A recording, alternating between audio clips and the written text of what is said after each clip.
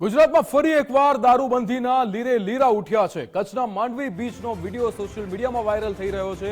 વિડીયોમાં દારૂબંધીના ધજાગરા ઉડતા જોવા મળી રહ્યા છે। એક વ્યક્તિ જાહેરમાં દારૂ પીવા માટે લોકોને આમંત્રણ આપી રહ્યો છે।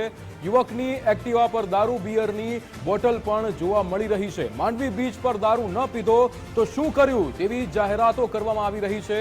બુટલેગરો બેફામ બનતા પોલીસની કામગીરીની સામે સવાલ ઊભા થાય છે।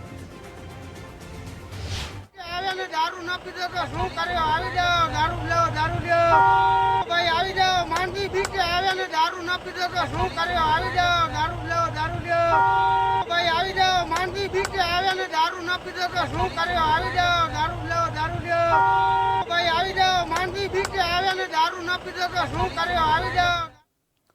કૌશિક શાહ આપણી સાથે ફોન લાઈન પર જોડાઈ ગયા છે। કૌશિક, જે રીતે કચ્છના માંડવી બીચનો આ વિડીયો જે રીતે સોશિયલ મીડિયામાં વાયરલ થઈ રહ્યો છે, દારૂબંધીના એક બાજુ જે રીતે વાતો કરવામાં આવે છે અને બીજી બાજુ આવા દારૂ ખુલ્લેઆમ વેચાતા વિડીયો સામે આવે છે।